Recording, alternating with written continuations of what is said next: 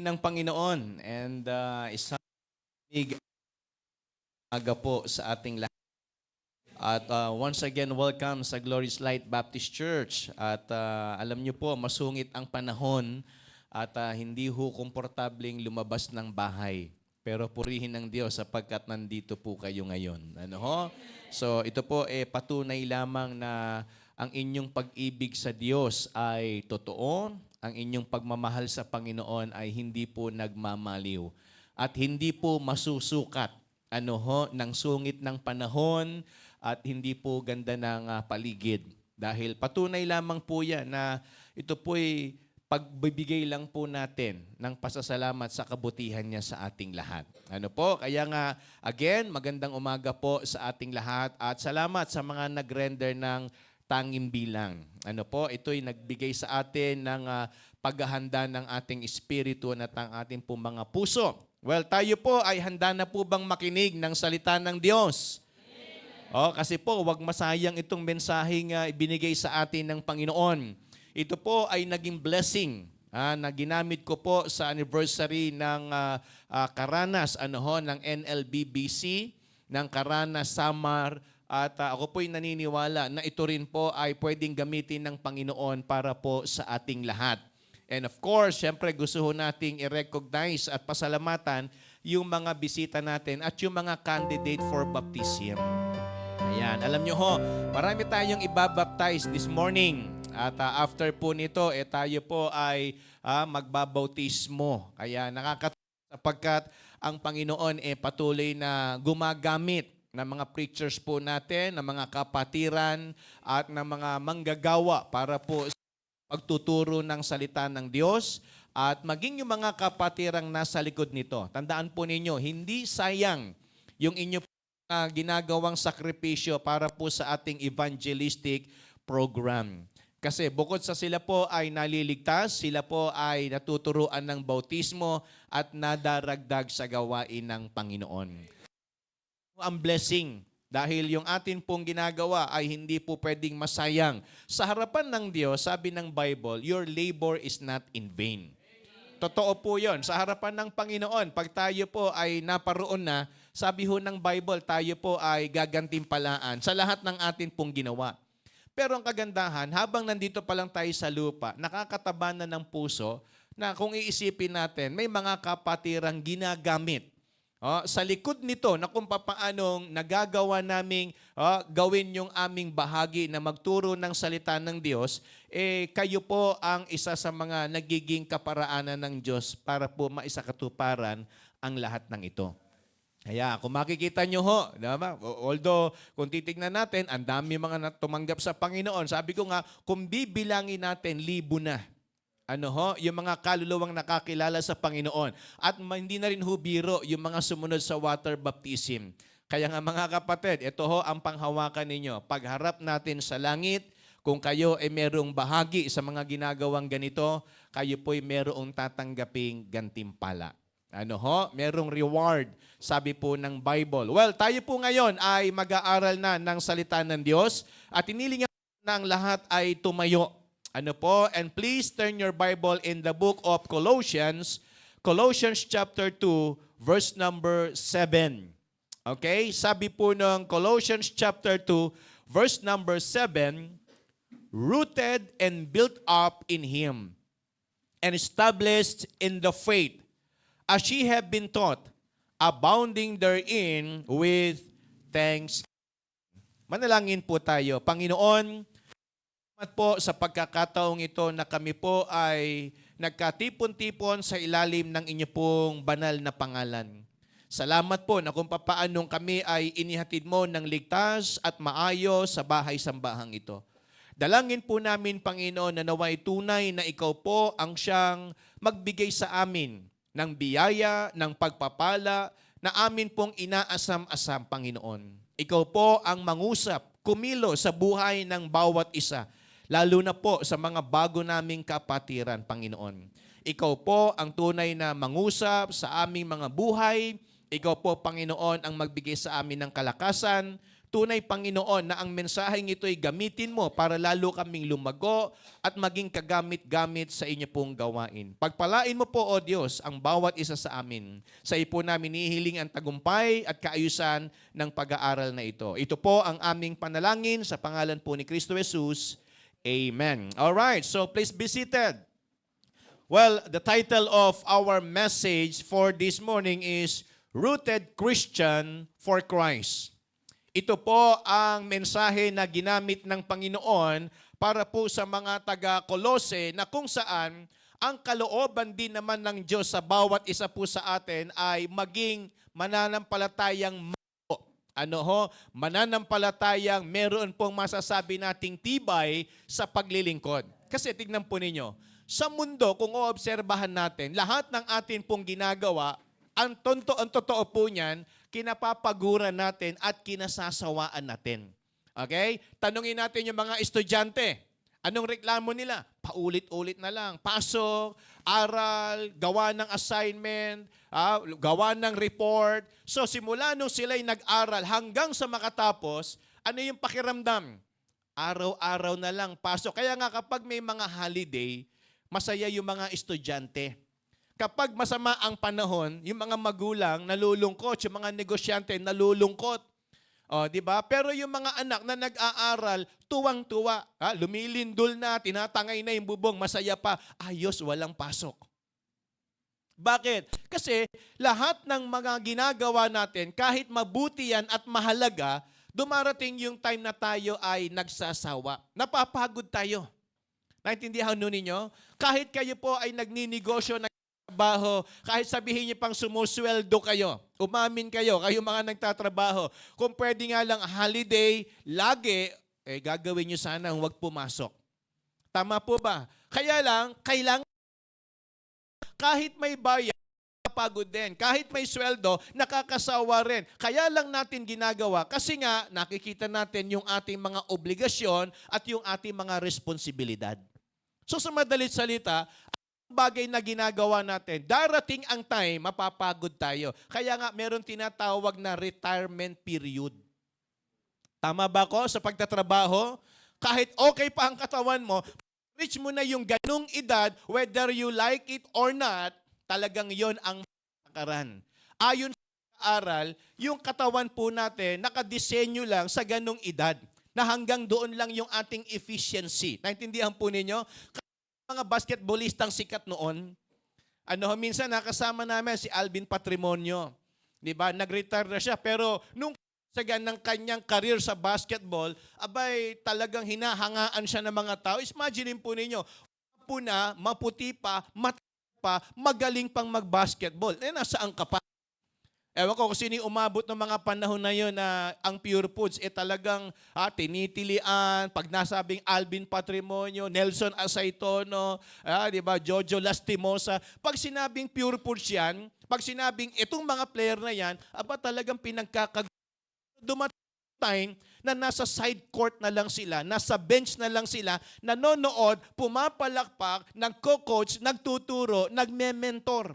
Bakit? Kasi sa isip nila, alam nila yung mga ginagawa sa paglalaro, yung hihina. Tama po ba? Kaya hindi mo ilaban yung 20 years old doon sa 40 or 50 years old na kahit sikat pa siya noon, parating yung time na yon. Kaya alam niyo mga kapatid, ito po ay magandang ituro sa ating lahat. Kasi po, bilang mananampalataya, time, bilang tao, mapapagod tayo. Naniniwala sa lahat ng ginagawa mabuti at maganda, nakakapagod din. Tanungin natin yung mga nanay. Pag kayo ay nag-aalaga, naghuluto ng almusal, nagre-ready ng baon, nagpapantya, mahal nyo yung mga ninyo. Pero dumarating ang time, nakakapagod. Am I right? Hindi tayo nagrereklamo. Tama po ba? But that is reality. Lalo na kung ang anak mo, hindi lang isa. Paano kung dalawa yan na hinahandaan mo? Paano kung sabay-sabay papasok yan? Paano kung marami yan? At eto, may additional kung napakabait nila. Naintindihan niyo po yung ibig sabihin? Paano kung masama? Sabi ko, napakabait nila. Yun talagang ma-appreciate nila yung kahit ano ba yung hinanda mo, nagpapasalamat. Ganun sila kabait. Naintindihan niyo ibig sabihin? Hindi ako kontra sa mga anak. Naging anak din ako, nag-aral din ako. Ang gusto lang i-emphasize dito, mga kapatid, lahat ng gagawin natin, kahit mabuti pa yan, pwedeng ang tao mapagod. Pero alam niyo ang maganda, sabi ni Apostle Paul sa mga taga-Kolose, even yung paglilingkod din ng mananampalataya, pwede rin dumating sa time na mapagod tayo. Kahit gaano natin kamahal ang Panginoon, may kaaway pa na siyang nagpapabigat ng ginagawa natin sa Panginoon. Naintindihan po ninyo mga kapatid?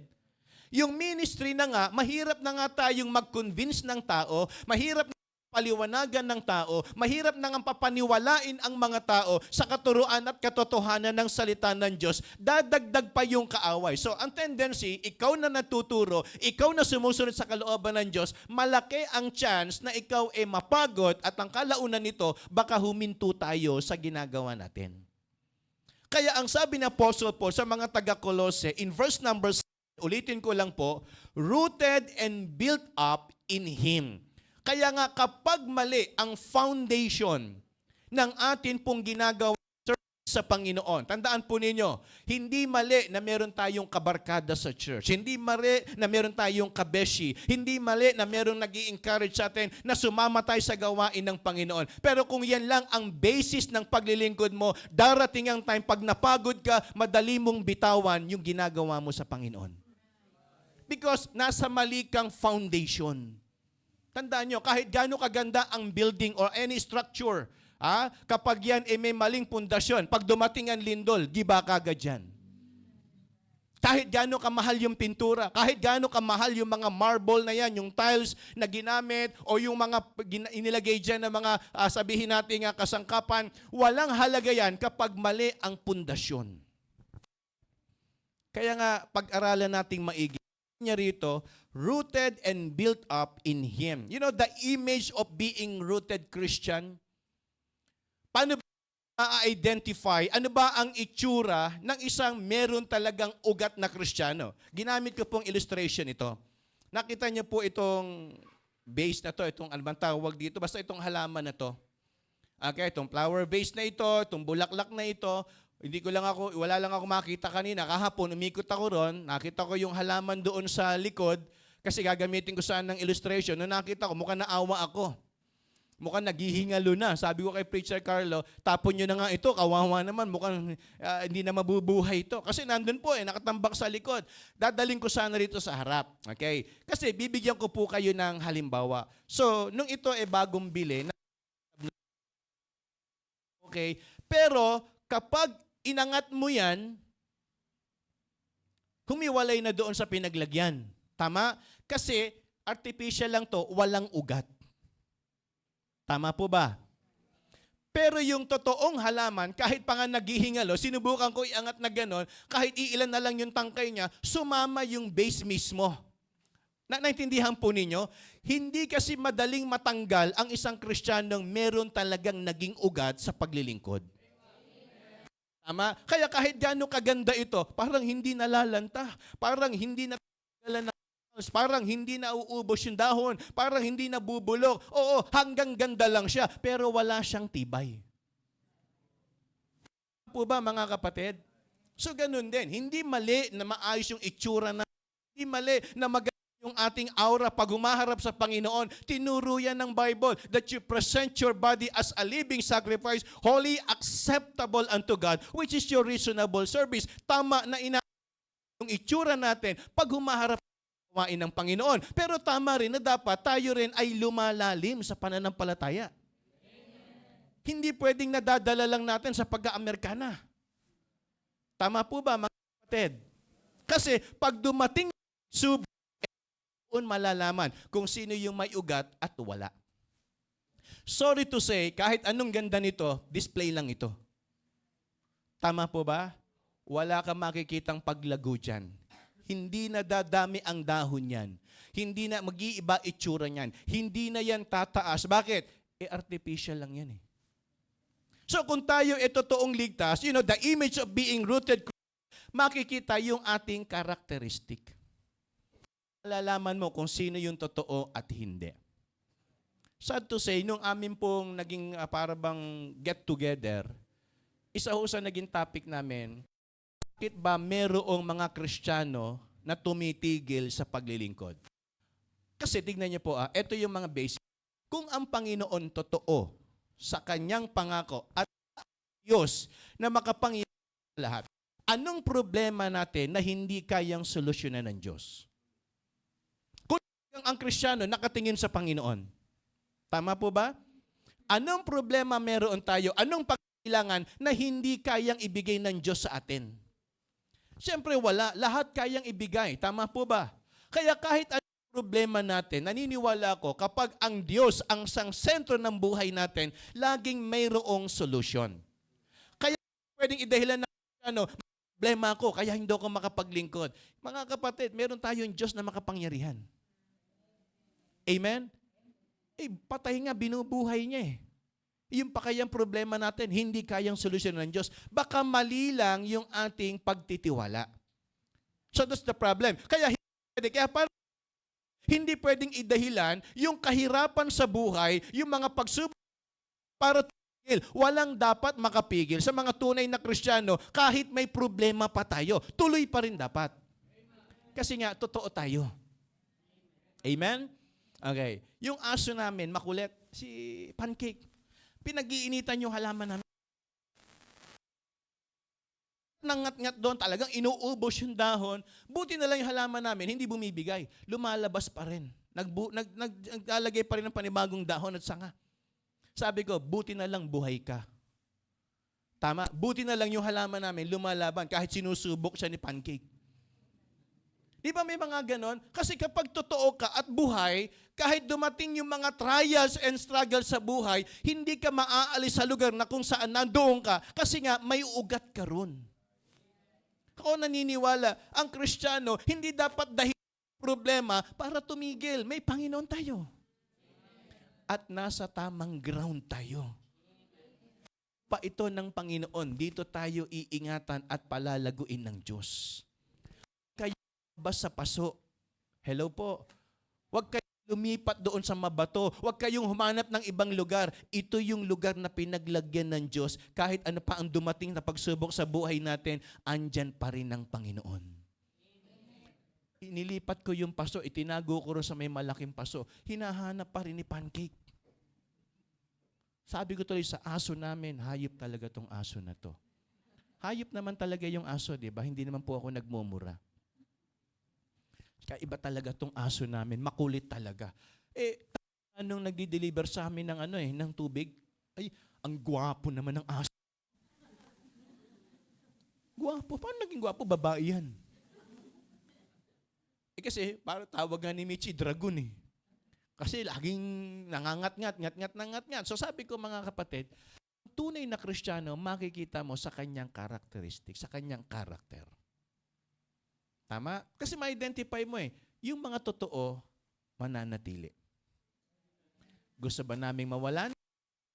Mabawasan? Hindi. Pero sino ang makakapagsabi na mananatili at hindi? Kayong mga nakatanim. Tama po? Lahat naman ng alaman namin na, pero bukod tangi yung halaman, binabalik-balikan ni Pancake, nakalbo na nga eh. Sabi ko, may ibang lasa siguro to kay Pancake. Talagang, tuwing gaganyan, sasakmali, sinasaway mo na, sisingit pa rin. Dapat siya ang tawag doon, kulit eh. Hindi Pancake. So, yun ibig sabihin mga kapatid, doon yung makikita yung itsura ng tunay na mananampalataya. Na merong ugat. Hello po. The image of being a Christian. Second thing is the indication of being a rooted Christian. Look at the changes. Tignan nyo to. Sabi ko kahapon, bili ka nga Sister Hannah ng panibagong halaman, yung ilalagay. Kasi gusto ko magpalit. Kasi nga, nakailang laban na to, nakailang sabon na ito, parang ayaw ng dati niyang kulay. Tama? Kumukulay eh. Pero tignan niyo yung katabi niyo, parang lalong namugad. Sige, tignan ko kay Ninang Alice, para namang may anniversary. Hello po. Pumisan. Sabi ko, mukhang may handaan na. Diba? Toong Kristiyano, ewan ko po, walang halong bola. Pag nasa Panginoon ka, para kang pinababata ng Diyos. Tama po ba? Walang pambayad dyan bukas. Tanong nyo ko ano ulam. Pastor, toyo at lang eh. Tama po ba mga kapatid? Hindi naman tayo nagsisinungaling. Hindi naman tayo nagpapanggap. Kaya lang, iba yung saya ng nasa Panginoon ka kahit maraming problema. Yun yung difference natin eh. Sino ba walang problema rito? Sino bang estudyante hindi na mo problema sa pag-aaral? Sino bang nanay hindi na mo problema sa pamilya? Tatay na nag-aisip ng pangangailangan ng kanyang pamilya. Lahat tayo nasa normal na buhay. Tama po ba? Hello po. Pero iba yung pakiramdam na may Panginoon. Iba yung pakiramdam na paglingkod makakapagod mga burden ko. Ay sa wakas, makakarinig ako ng nakakasalita. Imagine nyo, mula Lunes hanggang Sabado, puro nakakapit ko.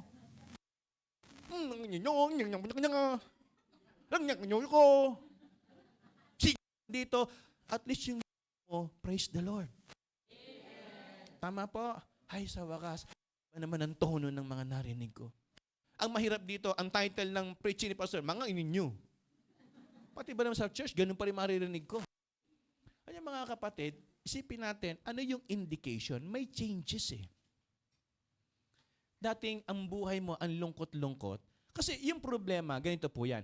Ulitin ko, walang pinangako ang Diyos na nung tumanggap ka sa Kanya, sabi niya, di ka na magkakaproblema.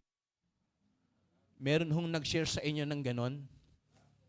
Kung meron, sabihin natin, sinungaling yun. Kasi mismo ang Diyos nagsabi, foxes have holes, birds have nests, but the Son of Man, that is Jesus Christ, ako yun, walang masulingan.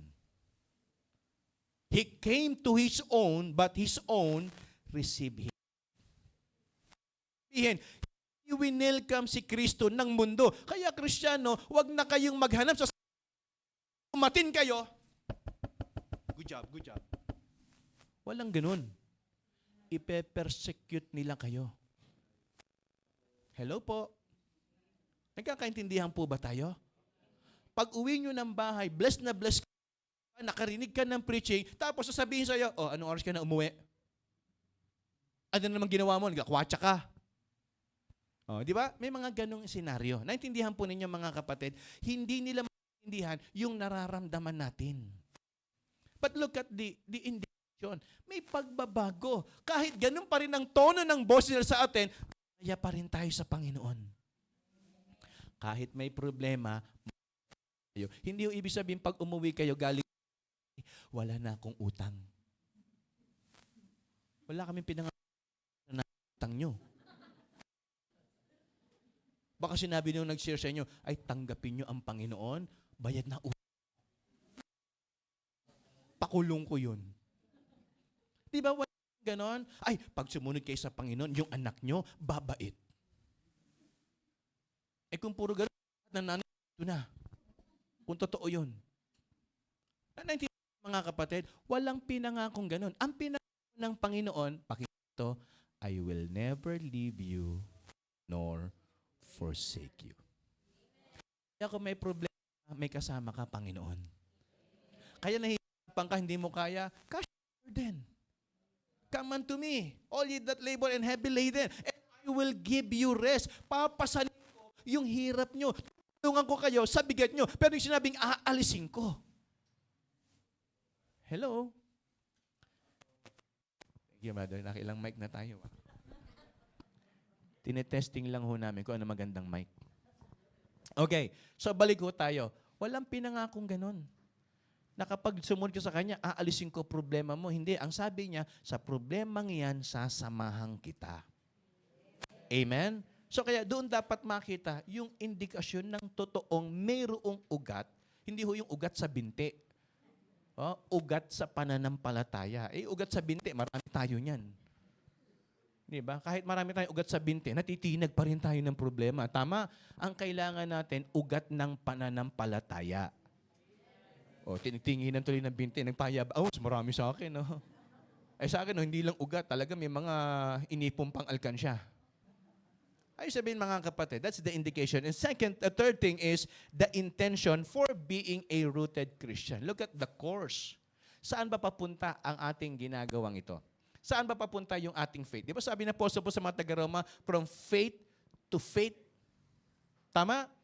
From faith to faith. From salvation to service. Hello po. Kasi ang kalooban ng Panginoon, wag lang tayong manatiling ligtas. Ang kalooban ng Panginoon, matapos tayo maligtas, sumunod tayo at maglingkod. Amen? So yan po ay introduction natin. Sabi ng 2 Timothy chapter 1 verse number 17, "For God hath not given us the spirit of fear, but of power and of love and of a sound mind." Kaya mga kapatid, huwag tayong matakot sumunod sa Panginoon. Huwag tayong magduda at mag-alinlangan na gawin kung ano yung pinagagawa sa atin ng Panginoon. Alam niyo kung bakit? Kasi ang sabi ng Bible, God has not given us a spirit of fear. Paul saw the timidity that was in Timothy. Timothy knew that the fear he sometimes felt, God wanted Timothy to know that this fear wasn't from God he served. He needed to know that God has not given us a spirit of fear. Kaya pag natatakot tayo, hindi sa Diyos yan, sa kaawa yan.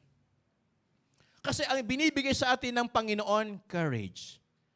Ang binibigay sa atin ng Panginoon, encouragement. Amen? Minomotivate niya tayo palagi. Ang salita ng Panginoon ay laging papunta sa positive. Kahit hindi maganda ang nangyayari sa paligid, laging pa-positive pa rin. Ang tignan nyo is the bright side. Ako naniniwala, kahit problema, may magandang dulot yan. Ako naniniwala, kahit pagsubok at sakit sa kalooban, merong magandang ituturo yan. Amen? Ayaw lang natin kasi masakit, pero ang totoo, kung yun ang pwedeng maging way para matuto tayo, gagawin ng Diyos. Alam nyo, sabi ko nga, meron kaming nakausap, ewan ko si Mami yata nadinig yung Mami yun or si Doktora Kapangyarihan nagsabi, meron siyang isang estudyante na magdodoktor. Di ba kailangan, meron tayong tinatawag na, ano bang tawag doon? Yung parang nagtitraining, nakalimutan ko yung tawag doon eh. Pre-med ba? Basta yung nagpa-practice sila, tapos surgeon po siya, estudyante niya, yung mga mag-o-opera din, magsa-surgery din. Alam nyo, nung nagkaroon sila ng parang, ano ba tawag, hindi ko alam kung mentor doon eh. Parang ano, basta yung mga resident doctor doon, nag-opera siya. Ang na-operahan niya, nanay niya ba, lola niya? Hindi niya alam. So parang ganon.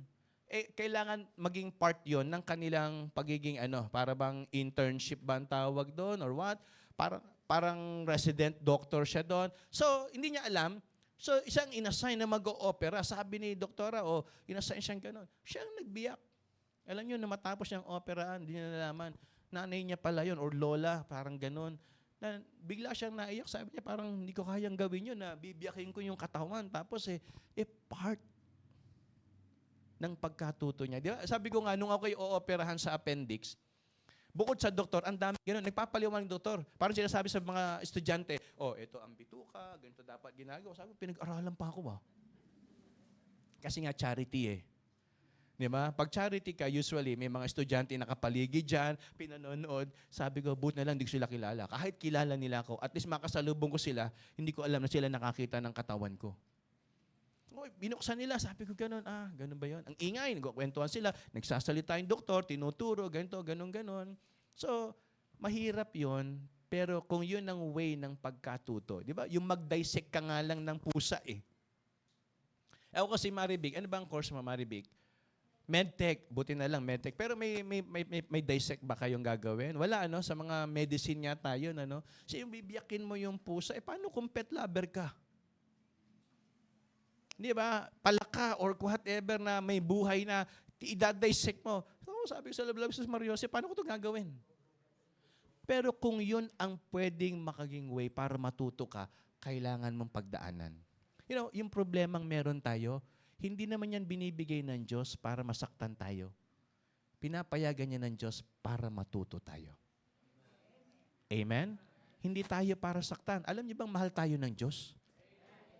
Kayo mga nanay, di ba? Minsan tinuturuan niyo mga anak niyo, oh, ganito ang maghugas ng pinggan. Pero masakit sa kalooban niyo na nakita niyo nahihirapan sila. Pero kailangan eh.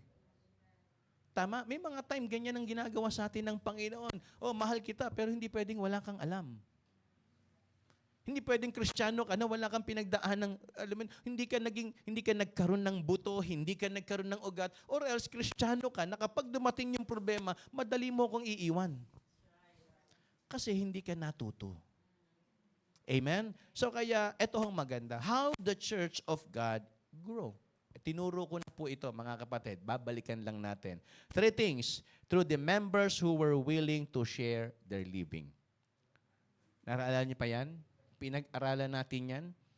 Gusto nating lumago ang church, kailangan may mga Kristiyanong willing mag-share ng kanilang blessing. Ng kanilang buhay, ng kanilang kung ano yung meron sa inyo. Mga kapatid, yun ay paraan para lumago ang gawain ng Diyos. Second thing, not only through the members who were willing to share their living, through the members who were willing to sacrifice their lives. Nagbigay ako sa inyo ng mga example. Diba? Isa na si Jason. Sabi ng Bible, willing niyang ibigay yung kanyang neck para kay Apostle Paul. So, ibig sabihin mga kapatid, ito ang kalooban ng Diyos sa bawat isa po sa atin. And thirdly, sabi dito, through the members who were willing to spread their learnings. Kung natuto kayo, ibahagi ninyo.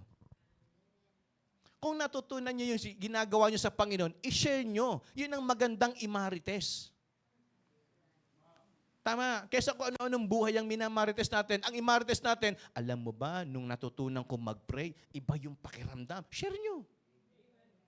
Alam nyo, nung natutunan ko magbasa ng Bible, talagang na-encourage na bless ako. Yun ang ikwento nyo. Huwag nyo kung ano-ano. Hindi nakakalago ng church yung mga basurang kwento. Hello po. Tama. Kahit di nyo naman ikwento yan, alam na rin naman nila yan eh. Baka nauna pa nga sila nakaalam kesa sa inyo eh. Ano ibig sabihin? Ang gamitin natin, yung mga salitang nakapagpapalakas. Sabi nga ng Bible lahat ng sasabihin natin, seasoned with salt. Tama po? Ano ibig sabihin nun? Kumbaga, may masarap na timpla at lasa, nagbibigay kasiyahan.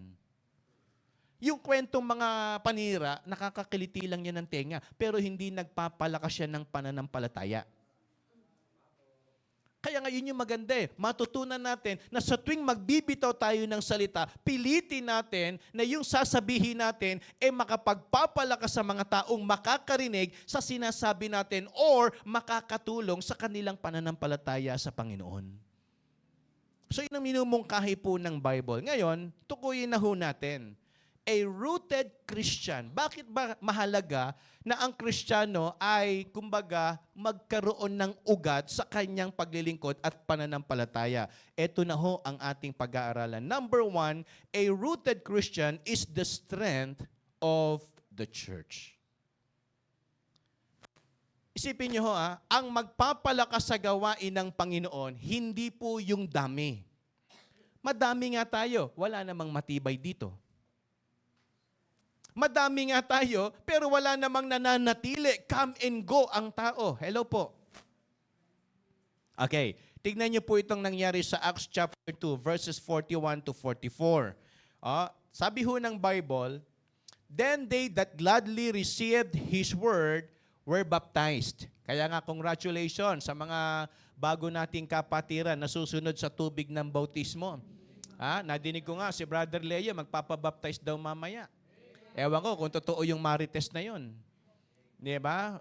Kung totoo yun, praise the Lord. Pinag-pray ko yan. Sabi ko nga, sana talagang maka-attend ulit ito ng church, makasama natin. At sabi ko, sana magpabaptize. Purihin ng Panginoon. Answered prayer tayo.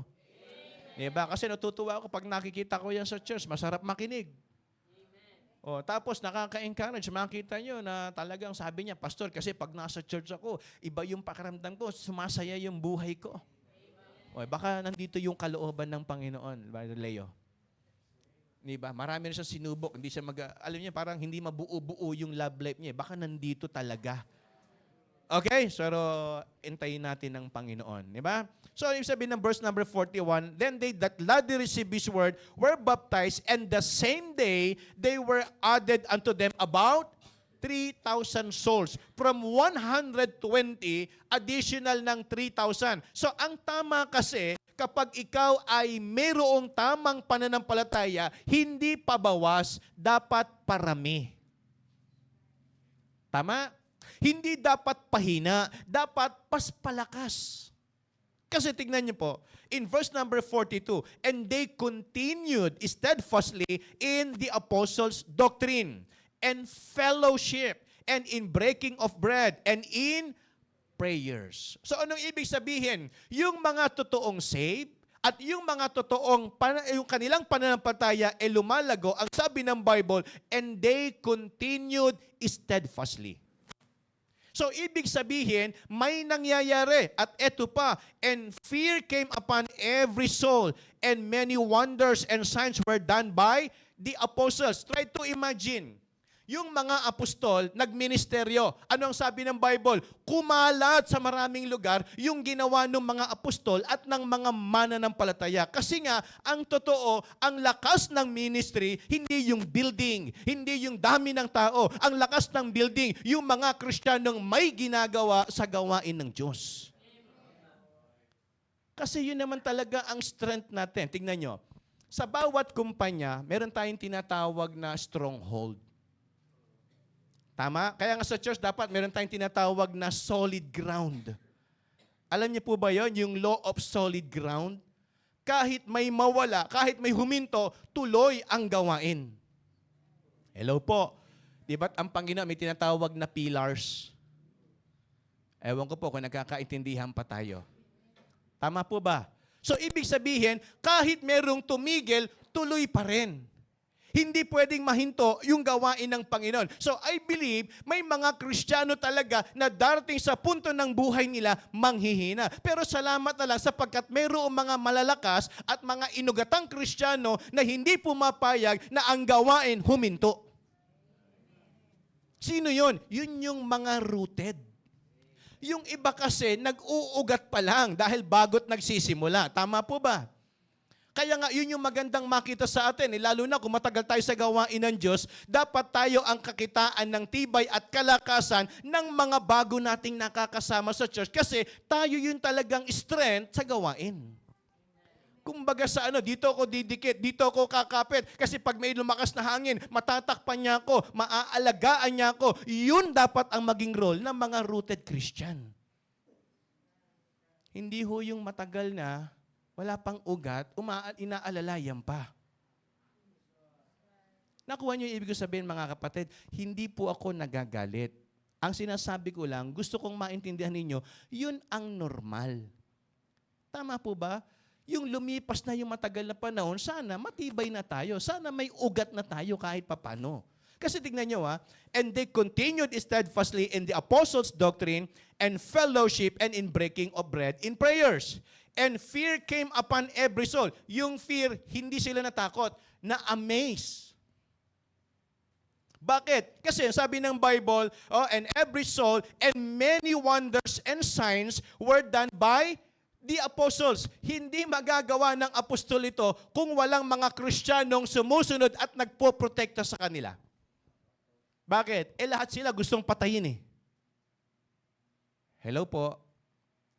Alam niyo ba yung storya, di ba? Si Peter, kung ano ginawa sa kanya. Nung panahon ni Apostle Paul, anong ginagawa sa kanya? Sinasaktan sila ni Barnabas, pinagbabato sila, kinukulong, at gusto silang patayin. Yun ang mga ginagawa ng mga tao sa mga nangangaral nung panahon na yun. In Acts chapter 7, pinatay si Stephen. Tama po ba? Hello po. Naintindihan niyo yung ibig sabihin, mga kapatid? So, hindi makapag-perform yung mga apostol kung walang mananampalataya, walang mga Kristiyano na maituturing na lakas sa gawain ng Diyos. Kaya nga naniniwala ako, bawat isa po sa atin, mahalaga. Sabihin mo sa katabi mo, mahalaga ka. Sige po, sabihin mo, mahalaga ka. Kasi minsan pakiramdam natin, sa mundo, binabaliwala tayo. Tama? Sa barkadahan, parang hinahamak o minamaliit tayo. Pero sa church, sa harapan ng Diyos, lahat tayo mahalaga. Amen. Hindi kayo napunta rito para maramdaman yung baliwala kayo. Kaya kayo nandito, special kayo sa harapan ng Diyos. Tama po ba? Alam niyo kung bakit kayo naging special? Alam niyo ba kung bakit kayo naging special? Yung ibinigay sa inyo, yung kaisa-isa niyang anak. Sino sa inyo may 100 pesos dito? Subukan niyo ibigay sa katabi niyo, 100 lang. Pero subukan niyong sabihin sa katabi niyo, kahit buhay ko, ibibigay ko sa iyo. Malamang kayo na mamaya. Tama. Anong sabi ng Bible? Ang binigay ng Ama is the only begotten Son. Kanino? Hindi sa puno, hindi sa hayop, hindi sa kapaligiran. For God so loved the world, and that is you and me. Amen? Kaya mahal tayo ng Diyos. Dahil kung hindi tayo mahalaga, pwede sabihin na lang ng Panginoon, sige, etong kay Sister Weng, magpadala ka ng 2 anghel kasi mabait naman to, konti lang kasalanan nito. Yung 2 anghel ang mamatay para sa kanya. Tama ba ako? Naintindihan po ninyo? Sige, magbawas ka na lang ng ginto para sa mga batang ito. Mga konting ginto lang naman to kasi konti lang kasalanan nila. Hindi, sabi ng Bible, lahat ng kasalanan natin, bayaran ng kanyang kaisa-isang anak. Ganon tayo kamahal ng Diyos. Amen? So, ano ibig sabihin? Mahalaga tayo. Ngayon, kung ang pag-uusapan, gusto natin, pagpupunta tayo ng church, honestly, gusto niyo ba pag pumunta kayo ng church, ma-encourage kayo? Amen. Sino ho yung gustong pagpupunta ng church, gusto niyo uuwi kayo, na-encourage kayo? Sige nga po, taas nga yung kamay, gusto niyo na-encourage kayo? Diba? Pupunta kayo, sana makarinig naman ako ng encouragement. Pero ito, ewan ko po kung totoo to. Minsan nangyayari, pupunta ka ng church, uuwi ka, para kang na-offend. Ewan ko baka sa preaching, o kaya sa katabi mo, o kaya hindi ka nabigyan ng favor. Pwedeng ganun. Tama po ba? Ay, di naman ako pinansin. Wag na ho kayo ma-offend doon. Tama? Patawarin nyo na kung sino man yun. Sabihin mo sa katabi mo, pinapatawad na kita. Bakit, pastor? Ako ba yun? Is it I? Wala naman. Wala, nakagawian lang natin. Ayun sa mga kapatid. Kasi ang totoo niyan, lahat tayo ang gusto natin ma-bless. Hindi mangyayari ang lahat ng yan kapag ang iniisip mo, gagawang ka ng kabutihan. Ang dapat isipin mo, gagawa ka sa Panginoon. Tama? Kasi pag ang hinanap mo, gagawang ka ng kabutihan ng katabi mo o ng kung sino pa man, sisigurin sa inyo, may pangyayaring mabibigo kayo. Alam niyo kung bakit? Baka hindi kayo mapansin eh. Buti nga yung church natin maliit pa. Paano kapag umabot to ng 500? Baka hindi ko na kayo makamayan lahat. Ito nga lang, bilang natin, may mga pagkakataon, may nakakauwi, di ko nakakamayan eh. Si pastor naman eh. Naintindihan po ninyo? Iayos na natin. Pumunta ako ng church, gusto ko ma-bless sa Panginoon. Maglilingkod ako sa Kanya. Tama? Kasi, paano yan? Sa maliit nga lang, hindi tayo magkasundo-sundo. Pag malaki pa to, maniwala kayo. Hello, yung mga nandiyan sa taas! Hindi tayo dadami sa konti, hindi tayo maging maayos eh. Sana dumating yung time, yung mga nasa taas dyan, say amen. Wala, tayo pa nga lang eh. Ayoko na dyan. Hindi dadami. Kapag hindi natin natutunan na tayo ang dapat lakas ng church. Kasi kung kayo yung lakas at kayo ang nanghina, imagine niyo, kung poste kayo ng building at bumigay kayo, ano mangyayari sa flooring?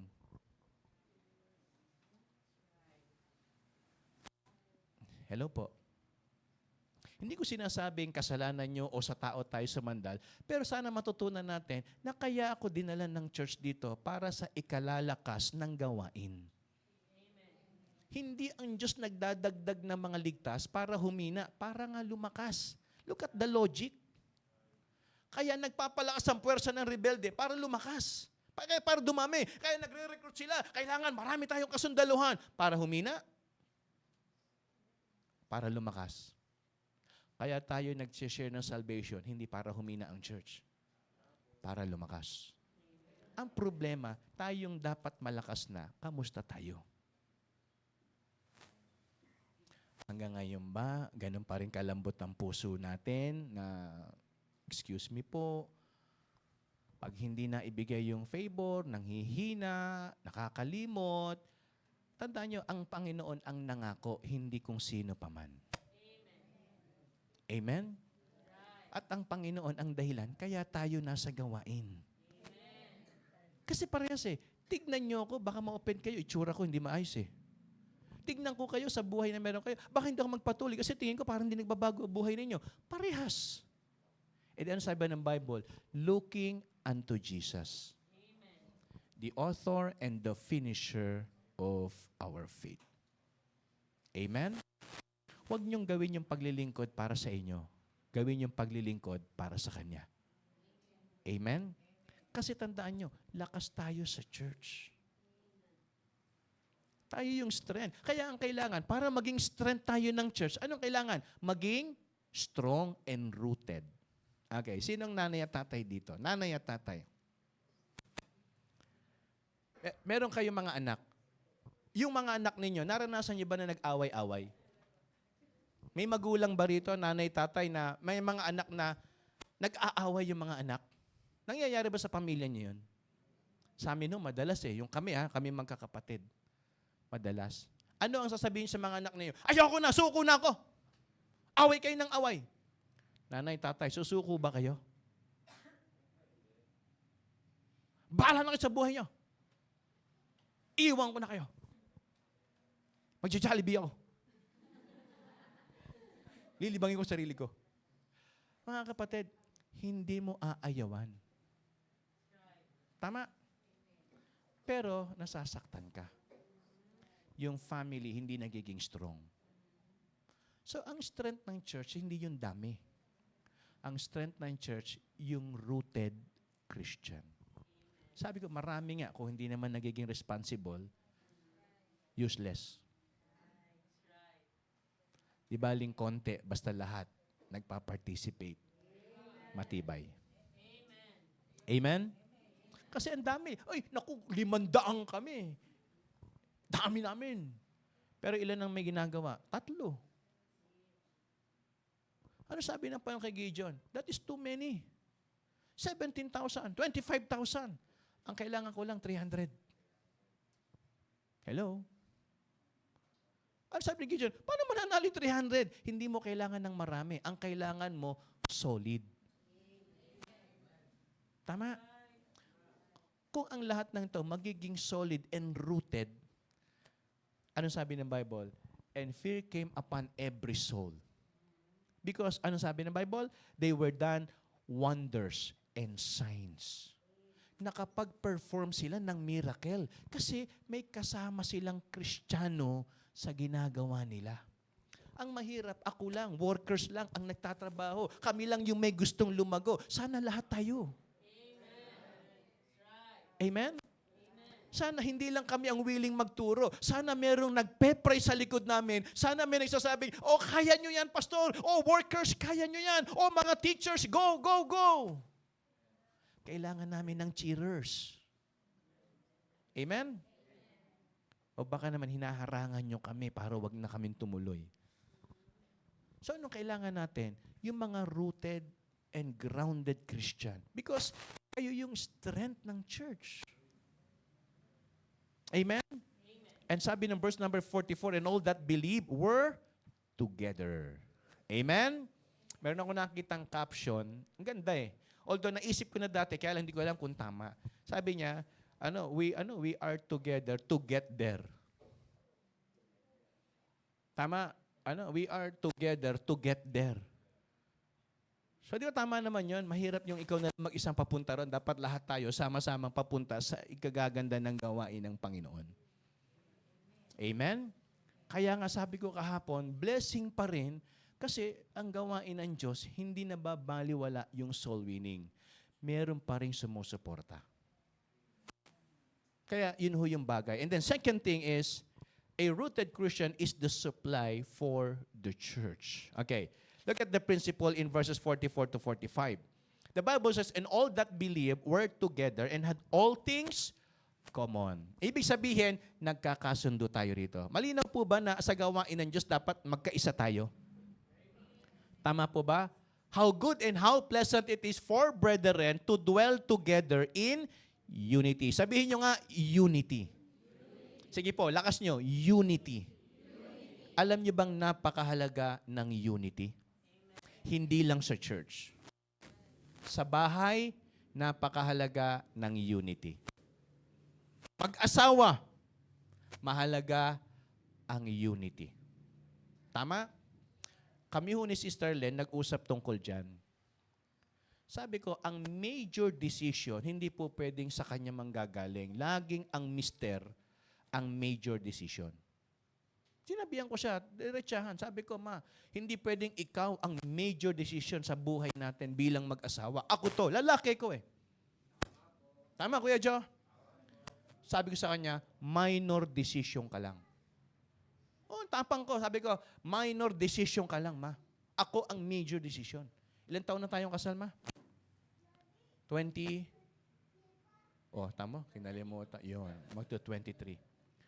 For 23 years, sabi ko sa kanya, ako ang major decision. Ikaw minor ka lang. Simula nung kinasal kami hanggang ngayon, wala pa akong ginawang major decision. Puro minor lang. Di maayos ang buhay, walang problema. Tama? Basta ako ang major. Kaya lang, wala pa akong ginawang major decision. Puro minor lang. Mali ba yun? Kuya Joe, mali ba yun? Ako major decision, di ba? Kaya lang, wala pa ako nabubuong major decision eh. Simula nun. Puro minor lang. Kaya, it's your turn, ma. Para walang away. Napakahalaga ng unity sa church, sa kumpanya. Tama? Sa barkadahan. Sa community. Hello? Kung ang mundo nire-recognize na importante yon, di sana mas dapat sa church. You know why? We have one Lord. We have one faith. We have one Spirit. We have one baptism. Amen? Mas merong unifying factor ba ang tawag doon? Na may dahilan para magkaisa tayo. Kahit hindi mo yan kamag-anak at kadugo, pero ka-espiritu mo yan. Kung sa kumpanya, magkaisa kayo. Kahit nga yung pagre-rebelde, kailangan magkaisa pa rin eh. Tama? Mag-aklas tayo, magkaisa tayo. Sipin niyo, pati yung palaban, kailangan magkaisa. Di lalo na isa mas mabuti, dapat magkaisa. Tama po ba? Ang sabi ng Bible, in all things, or had all things common. Verse 45, and sold their possessions and goods and parted them to all men as every man had need.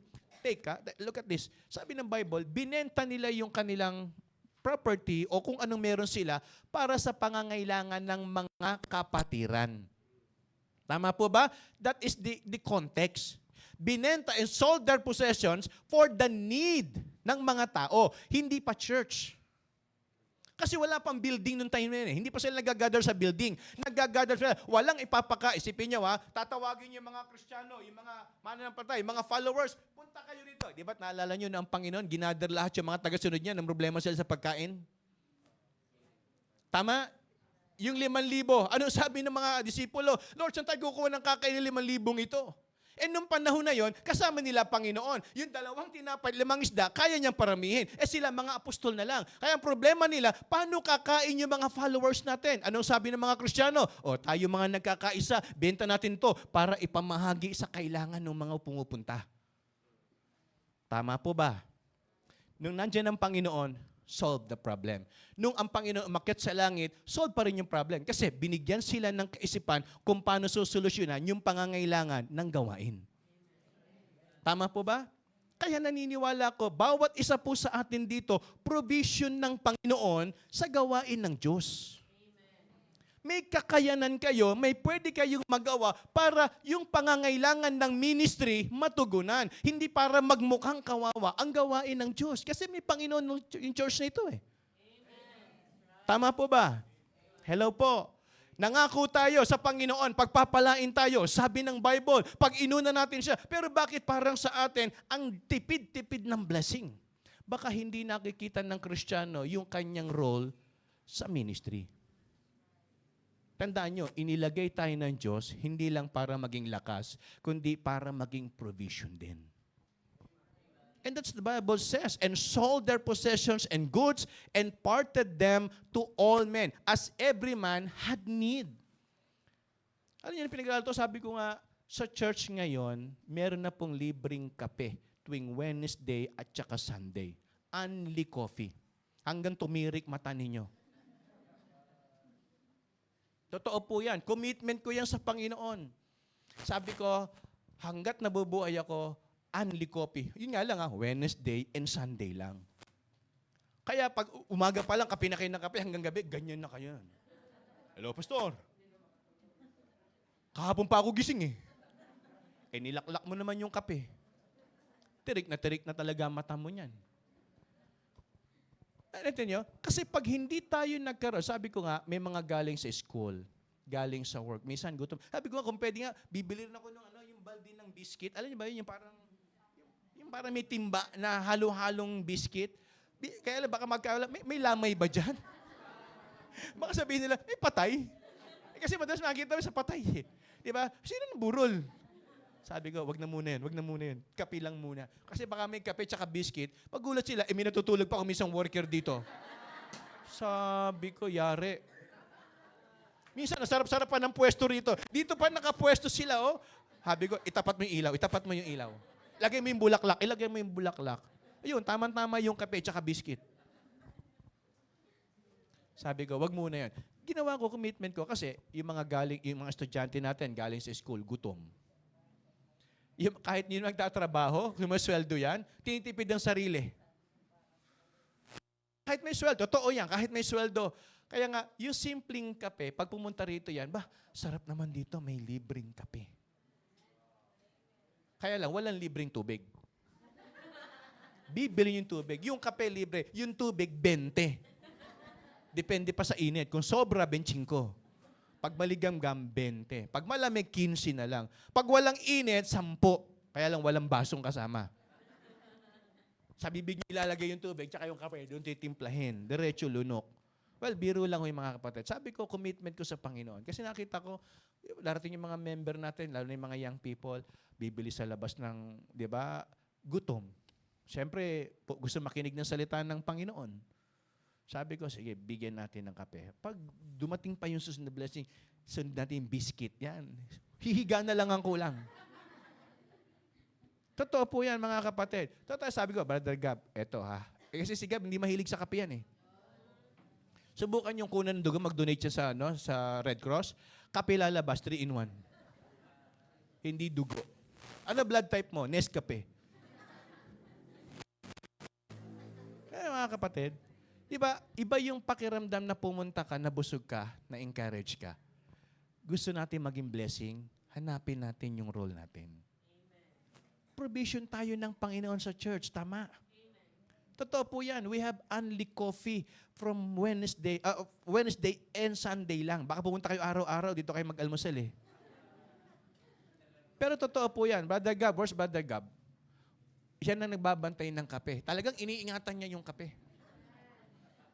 Kung yan nasa, ilan yun? 24? 20? 20? Binili niya ng alas 5 ng hapon yan. Mga 7 o'clock, 7 na lang yan. Mga kapatid, seriously, gusto nating maging blessing sa tao. Pero ang provision, hindi galing sa kay mayor, hindi galing kung kani-kanino. Tayo.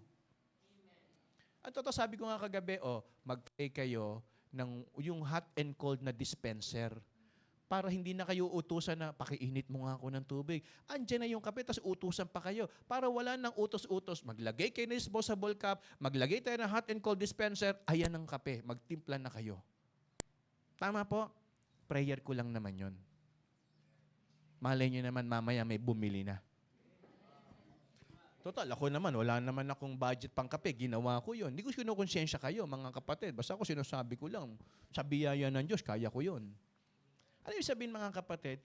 Isipin natin, paano natin mapapaganda at mapapalakas ang church? Isipin nyo, ang sarap sa church, pupunta ka, hindi ka lang na-bless sa Word of God, pakiramdam mo, special ka pa rito. Tama. Pakiramdam mo, talagang bubusugin ka rito. Iaayos ka ng Panginoon. Kasi nga, gawin nating kakaiba ang ginagawa sa Panginoon. Gawin nating masaya yung ginagawa sa Panginoon. Tanong nyo, sa bahay namin, pahirapan ng kape. Ayan, andyan yung mga kasama ko. Pero dito sa church, only coffee kami. Kita nyo? Baka dumating yung time, mag-only coffee na rin sa bahay namin. Kaya lang, sabi ko, sa Panginoon muna. So, ano sabi ng Bible? And sold their possessions and goods and parted them to all men as every man had need. Kaya nga si Brother Gabang inassign ko, alam ko, di niya uubusin. Minsan utak-utak lang yan. Gab, bilang ko yan. Opo, pastor, nakailan pa lang naman po ako. Sabi ko, binili ko yan Miyerkules ng hapon. Tama? Hapon. Huwebes, ilan na lang? Sabi ko, marami bang nagkape? Sabi ko, alam ko na to. Kuha nga ng ringgilya. Kuha ka nga ng ringgilya. Kuha natin ng dugo si Gab. Makita mo lalabas doon, 3-in-1. Well, okay lang yun. Hilig niya yun. Yung ibang worker, hindi mahilig sa kape. Ito ang problema ko. Yung ibang preacher dyan, ayoko sabihin yung mga pala, yung iba dyan, ayaw ng kape. Yung iba dyan, parang nag-iinarte, ayaw ng 3-in-1. Ang gusto, beer brand. Yung iba dyan, Milo. Sabi ko, parang mahirap yata ito. Ewan kami iba dyan. Bakit? Ewan ko sa inyo. Ay, mga kapatid, di ba ang sarap na yung pakiramdam mo, may nag-aagawan dun sa binigay mo o ginawa mo? Bakit? Magkano lang naman ang kape? 5 piso, 7 pesos, or what? Kung magkano, 9 pesos, dalawa na yon, twin pack pa nga yata yun. Pero yung joy na nakita mong merong nakikinabang sa ginagawa mo, what a blessing. Amen? Sabi ko nga, gawin nating enjoyable ang service sa Panginoon. Hindi ko sinasabi ito, gayahin niyo ko. Sinasabi ko lang ito, masaya ako dahil nakita ko may nakikinabang. Si Gab. Sabi nung iba, wala bang kape dyan? Wala bang Milo dyan, pastor? Wala bang Energen? Wala bang beer brand? May brand pa talaga sila, ha? Beer brand pa. Birch Tree na, nagpalit na sila ng brand. Ay, sabi ko, malulugi negosyo. Hayaan nyo, mag-pray kayo na makabili ako ng baka rito. Yung gatasan nyo yung baka. Kunin nyo yun. Doon kayo kumuha. Kasi pag bili ako ng bili, masakit sa bulsa eh. At least kuha na lang kayo ng kuha every morning. Diba? Kaya alagaan nyo yung baka, pakainin nyo na maayos. Para makakuha kayo ng birch tree. Oh, di ba yung logo ng birch tree, yung bakang tagpi-tagpi? Oh, hanap tayo ng batik. Okay, so sabi ng verses 32 to 37, same chapter in the book of Acts, and the multitude of them that believed were of one heart and of one soul. Neither said any of them that aught of the things which he possessed was his own, but they had all things what? Common. Sabihin nyo nga, common. Verse 33, and with great power gave the apostles witness of the resurrection of the Lord Jesus, and great grace was upon them all. Amen? Kaya hindi nyo pwede sabihin, wala kayong magagawa. Meron. May biyaya ang Diyos. Alright, 34, and was there any among them that lacked? Alright, for as many as were possessors of lands and houses, sold them. Na-imagine nyo ba yon? Nakita nila yung pangangailangan ng gawain. Hindi nangiming magbenta. Hindi ko sinasabing ibenta nyo bahay at lupain ninyo. Lalo na kung inuupahan nyo lang yan, ibebenta nyo. Makakasuhan kayo. Huwag nyo ibenta. Nagulat ka, umuupa ka lang, binibenta ko na itong kwarto namin eh. Bakit? Wala, sa may-ari ito eh. Ay, kulong kayo pag ginawa nyo yan. Ano sabi ng Bible? And brought the prices of the things that were sold. Where? And laid down at the apostles' feet. For what purpose? for the need of the ministry. Kasi kailangan ng mga tao. Church, look at on your both sides. Tignan nyo, may pangangailangan yan. Tignan nyo yung taas, tignan nyo yung baba, tignan nyo yung paligid. Paano nagraran ng church? Na-imagine niyo po ba yun? Nanay, paano niyo pinagkakasya yung budget sa mga anak ninyo? Ewan ko po kung naintindihan niyo yung ibig kong sabihin. Isang anak, mahirap. Sino isa lang ang anak dito? At least sulit, di ba? Gwapo. Kahit mahirap, kahit magastos, kabig pa rin. Tama?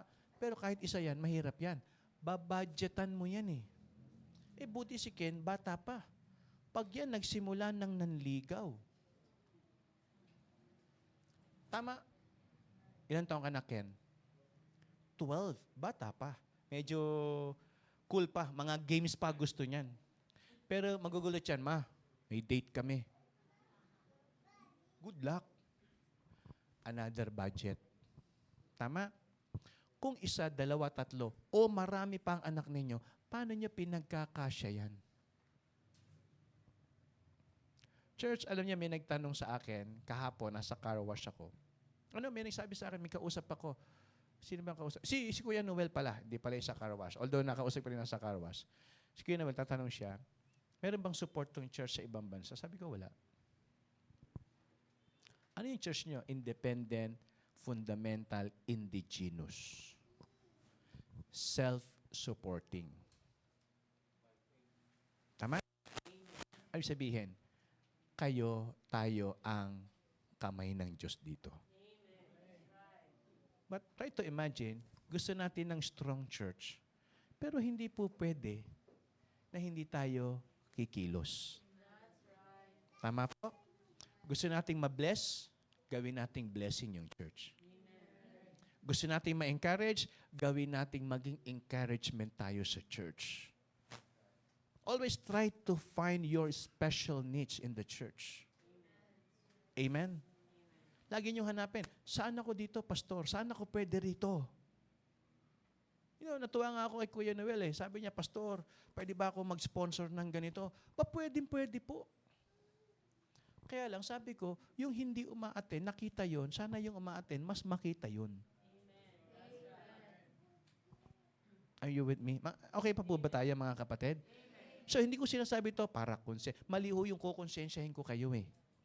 Maliho yung pariringgan ko kayo. Tandaan nyo, maling-mali po yun. Kaya lang, yung ginawa nila, yun ang gusto kong i-duplicate natin. Nakita nilang may need. Ang kinukwento ko, yung ginawa nila, nung nakita nilang may pangangailangan yung mga tao, sabi ko nga, hindi na kailangan. Nung sinabi ko to doon sa Karanas, church, kailangan nating magbayad ng kuryente. Invite tayo ng speaker, kuha tayo ng revivalist para mabayaran yung kuryente. Hindi na kailangan ng revivalist. Ang kailangan, tignan mo lang yung pangangailangan. May nadinig ba kayong guest speaker dito para i-motivate sila magbenta ng lupa? Wala. Nakita lang nila may need. Hello po. Nagkakaintindihan po ba tayo? Hindi ko na kailangan ng bombastic dunamis preacher para sabihin, kailangan tayong magbigay, kailangan natin isakripisyo ang lahat ng ito. Hindi na ganun. Tingnan mo na lang yung need. Dahil kung totoong Kristiyano ka, mababurden ka. Amen? Hello po. Hindi mo na kailangan ng matinding preaching. Sabi ng Bible, neither was there any among them that lacked, for as many as were possessors of land and houses sold them and gave the prices at the apostles' feet. Amen? Kaya sana ang goal natin, someday, maging blessing ako sa church. And that day ay mangyari sa buhay mo. Amen? Kasi tayo ang provision eh. Tama po? Wala naman ibang magpo-provide. Mga anak sa pamilya. Saan magtatanong si nanay, si tatay, si kuya, si ate? Sa pamilya pa rin. Tama po ba? Nagkakaintindihan pa po ba tayo? Verse number 35. Down them at the apostles' feet, and distribution was made to every man according as he had need. And Joseph, by the apostles, was surnamed Barnabas, which is being interpreted son of consolation. A Levite. Take note, sabi ng Bible, a Levite. If you know the story, pag sinabing ikaw Levita, anong ibig sabihin nan? Sa 12 tribes, anong trabaho nila? Ganito po yan. Naalala nyo nung hinati yung lupa? Lahat binigyan except si Levi. Hindi siya binigyan ng lupa. Alam niyo kung bakit? Kasi ang magiging role niya sa 12 tribes, siya ang kukuha ng 10% ng lahat. Tama? Hello po. Nagkakaintindihan pa po ba tayo? So ang sabi ng Bible, itong si Barnabas a Levite. So, ibig sabihin, aware siya sa issue ng giving. Kung siya offended sa giving, bakit niya binenta yung kanyang lupain? Kuha niyo po. Kung hindi siya naniniwala sa giving na pag nagbigay, bumabalik, bakit niya binenta yung lupa niya? Tama po ba? So meaning, naniniwala siya na kapag nagbigay ka, ibabalik ng Diyos. More than 10% ang ibinigay ni Barnabas. Amen? Walang nag-preach sa harapan niya. Walang nag-motivate sa kanya. Just the knowledge itself. Kaya kapag alam nyo na ang giving ay blessing, di nyo hihindian. Kapag alam nyo na ang giving, tinuro ng Bible, hindi nyo pagdududahan. Amen? Kasi Panginoon ang nagturo at nagsabi niyan. You know, sabi ng Bible, and in verse number 36, and surname was Barnabas, which being interpreted, the son of consolation, a Levite, and of the country of Cyprus. Having land, sold it, and brought the money, and laid it at the apostles' feet. Verses 16 to 17. All right? Ephesians chapter 4. From whom the whole body fitly joined together. Sabihin niyo ulit sa katabi niyo, mahalaga ka. Come on, tell to your brother or sisters in the Lord, mahalaga ka. Sabihin mo, mahalaga ka. Mahalaga ka. Alam niyo kung bakit? In verse number 16, from whom the whole body fitly joined together. Sabihin mo ng isa katabi mo, kailangan kita. Hindi lang siya mahalaga, kailangan kita. Bakit? Hindi po pwedeng bahagi ka ng katawan nang hindi ka nakakonekta sa isa't isa. Kaya kailangan ko yung mga bago, kailangan ko yung mga matagal, kailangan ko yung mga lalaki ng Diyos, kailangan ko yung mga teachers, kailangan ko yung mga leaders, kailangan ko yung mga volunteers, kailangan ko yung mga members. Mahalaga kayo sa akin kasi karugtong kayo ng aking buhay sa harapan ng Panginoon. Amen? Kaya walang hindi pwedeng isasali rito. Lahat mahalaga. Ayan ang sabi ng Bible fitly joined together and compacted. Amen? Hindi reject yung katabi mo. Hindi mali yung katabi mo. Hindi mali na nakasama yan sa gawain ng Diyos. Kailangan ng katawan yan. Kahit pa yung kilay, minsan, di ba merong hindi pantay na kilay? Mga babae, naintindihan nyo ko. May mga kilay na hindi talaga pantay. Niriritoke. Dagdag bawas ang tawag doon. Bawas, dagdag. Tama ba ako? Mga babae, nagkakaintindihan tayo sa dagdag bawas. Oh, di ba? Ganyan niya, aahitin. O ba, bubunutin. Tapos guguhitan. Minsan, yung kilay, nagpapakita ng expression. Di ba? Merong matapang na kilay. Di ba? Subukan niyo hawakan yung kilay niyo. Huwag niyo diinan kasi matatanggal, mabubura. Dahan-dahan lang. Except lang kung pinatato niyo na yan. Hindi naman talaga matatanggal yan. Okay. Ano po? Bella Flores. Kakaiba kilay ni Bella Flores. Unique po yun. Talagang nakangiti na, galit pa kilay niya. Kasi, yun ho, talaga sinadya niya ho yun sa interview kasi ang role niya talaga, kontrabida. Hindi ho pwedeng magbida yun mukha pa lang nung kumukontra na Naintindihan po ninyo? Yun talaga ang role niya. Doon siya yumaman, doon siya sumikat. So, kaya wag ko kayo maging kagaya ng kontrabida. Gandahan niyo ho kilay niyo. Yung kilay na nakaka-encourage. Yung pag tumingin kayo, hindi pa kayong ngumingit dahil naka-face mask kayo, nakangiti na mga kilay at mata ninyo. Tama? Dapat maging blessing. So, sabi ng Bible, compacted. Kaya hindi lang siya mahalaga, kailangan natin ng isa't isa. Kaya kailangan natin yung mga kapatiran. Yun ang sabi ho rito, compacted by that which every joint supply it. Kaya wag mong tignan na nakaka-offend yung kasama mo. Tignan mo na yan magbibigay sa iyo ng encouragement. Kaya mga kapatid, yun ang dapat gawin natin. Kaya ako nandito para maging lakas ng iba, maka-encourage. Kung lahat ganun ang pananaw, walang uuwing malungkot, lahat masaya. Amen? Kasi nakaka-encourage eh. Kaya yun ang sabi ng verse number 16. According to the effectual working in the measure of every part, make it increase of the body unto the edifying of itself in love. This I say therefore, testify in the Lord, that ye henceforth walk not as others Gentiles walk. Huwag tayo maging kagaya ng unbeliever na kunwari, pagdating sa church mabait, paglabas, ibang ugali. Dapat, kung ano tayo sa church, ganun din tayo makita sa labas. Tama po ba? Huwag maging parang hentil. Kristiyano tayo eh. Tama po ba? Kaya nga sabi ko nga sa mga kabataan natin, aral kayong mabuti, pakita nyo yung testimony nyo sa mga pamilya ninyo, sa magulang ninyo, kung gusto nyo silang i-win sa Panginoon. Kailangan talaga eh. I-win natin sila. Tama?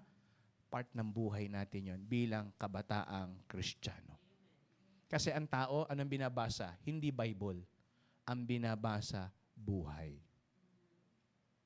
Hello po. Pag nabasa nila yung Bible, matutuwa yan. Kaya lang, pag nakita yung buhay natin, kamusta tayo?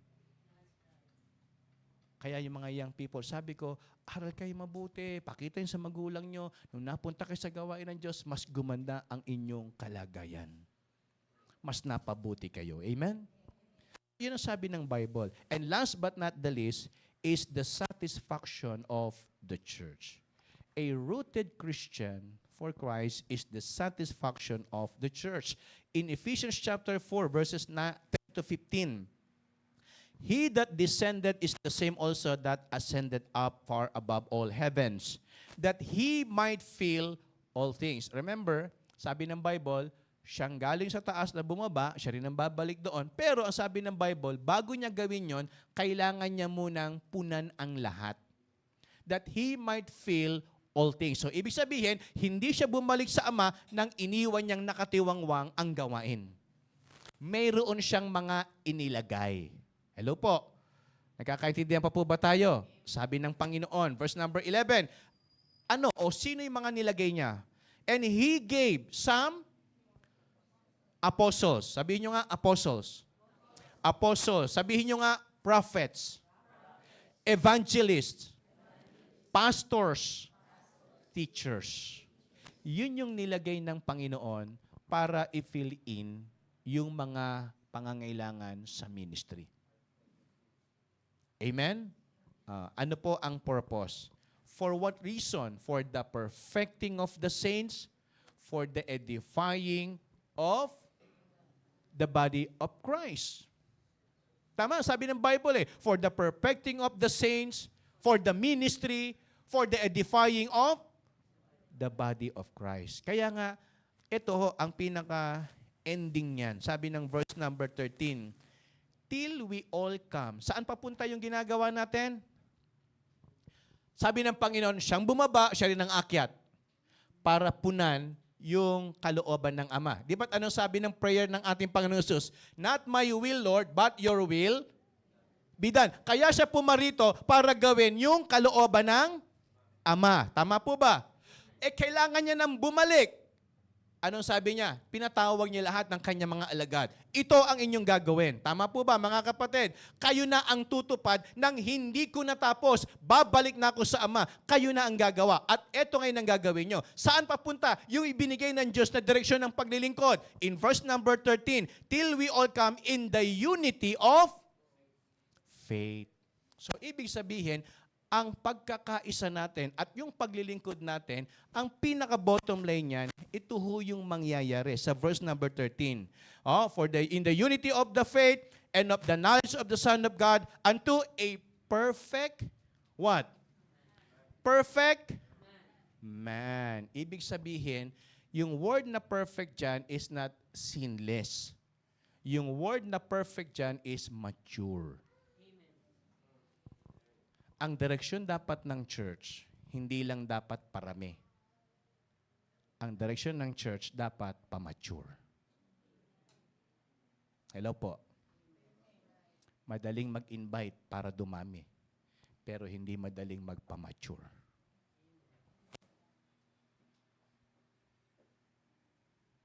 Ang pagiging matured, nasa process ng teaching and training. Tama po ba? Walang school ng paglalaba. Walang school ng paghuhugas ng pinggan. Walang school ng paglilinis ng bahay. Walang school ng pagsunod sa magulang. Walang school ng pagiging responsable. Lahat ng yan itinuturo at tinitrain sa atin. Tama? Hello po. Naintindihan niyo ibig ko sabihin? Pag nakita mo na dapat pala ginagawa mo to, ibig sabihin, nagmamature ka na. Yun ang sabi ng Bible, till we all come, not only in the unity of the faith, but also unto a perfect man. Ang church dapat nagmamature, hindi lang lumalago. Kasi ang lumalago, nagmamature. Dapat. Naintindihan po ninyo? Hindi pwedeng mahiwalay. Dumadami tayo, pero nagpaparami lang tayo ng bilang, pero wala tayo nagagawa. Tama po ba? Subukan nyo. Ngayon, puno ito. Bukas hindi. Kasi susunod puno. Next week hindi. Bakit? Nagdadagdag lang tayo ng nakikinig, pero hindi tayo nagpaparami ng natututo. Hello po. Kasi ang goal natin, hindi lang magturo. Ang goal natin, maka-edify. Ang goal natin, mag-mature. Tama? Hello po. Kaya sana, salaminin natin, may natutunan ba ako? May nagagawa na ba ako? Pag hindi, baka kailangan natin balikan ito. Anong sabi ng verse number 14? Ito yung danger. Sabi ng verse number 14, that we henceforth be no more, ano raw? Children, tossed to and fro. Okay. Ano yung sabihin itong children, tossed to and fro? Huwag tayong parang bata. Tara, sama ka sa akin. Punta tayo sa ganun. Yung parang madali tayong akayin at dalhin kahit hindi sa maayos at tama. Maganda, meron tayong paninindigan at prinsipyong tama sa harapan ng Diyos. Amen? Hindi tayo parang bata na, sige, kaya pala, ganun pala. Dapat ikaw mismo marunong kang makaintindi ng tama at hindi tama. Dapat alam mo ang mabuti at masama. Amen? Okay. Pag nanood ng TV, may nakita kayo, ano yung nakalagay doon sa SPG ba yun? Striktong patnubay, ano ba yun? Isabihin ng SPG. Striktong paggabay, ano ba yun? Basta, patnubay at gabay. Tama ba ako? Dati kasi PG lang yan parental guidance, tama? Bakit? Kasi may mga batang nanonood, kahit saksakan, tingin nila tama. Kahit barilan, tingin nila pwede. Tama. Kaya di ba may mga nangyayari na yung bata, kinuha yung baril ng tatay, di ba itinutok sa kuya, biglang napindot, patay siya. Kasi napanood niya. Ganun lang yun Kaya meron tinatawag na SPG. Striktong patnubay ng magulang o gabay. Tama ba ako? Bakit? Kasi ang bata, kahit mali, pwedeng maging tama sa paningin niya. Hindi niya naiintindihan. Okay? Kaya, isipin nyo, pwede niyo sabihin sa bata, nagugutom ako, di ba? Meron kayong anak, 2 years old, 3 years old, 5 years old. Nagugutom ako. Hindi naman alam niya wala kang pera Hindi niya rin naiintindihan na wala kang pera. Hello po, anak, wala tayong pera. Ano gagawin? Iiyak pa rin yan. Anak, baon nating pera, pangbayad lang na. Iiyak pa rin yan. Hindi niya naiintindihan yun. Hello? Meron bata, meron kong kilala, pag nakakita ng Jollibee, nagwawala. Meron ba dito nun? Yung pag nakakita ng Jollibee, may pera o wala, yun ang pakay o hindi. Pag B, hindi itigil yan hanggat hindi mo binibili ng B. Sabi, anak, wala nga, pambayad to, pupunta tayo ng Meralco. B, maglulupasahe, magtatantrams na yan. Hindi naintindihan, wala nga. Bata So, wag tayo maging ganun. Kristiyano tayo na matagal na, wag tayo maging children tossed to and fro. na parang bata hindi nakakaunawa, and carried about with every wind of doctrine by the sleight of men and cunning craftiness whereby they lie in wait to deceive. But speaking truth in love and may grow up into him in all things which is the head, even Christ. For our conclusion, verse number 23 ng Colossians chapter 1. If we continue in the faith, grounded and settled, and be not moved away from the hope of the gospel which ye have heard, and which was preached to every creature is which under heaven, whereof I, Paul, am made a minister. Sabi ni Apostle Paul, ito na lang ang tanging pag-asa ko. Alam niyo kung bakit?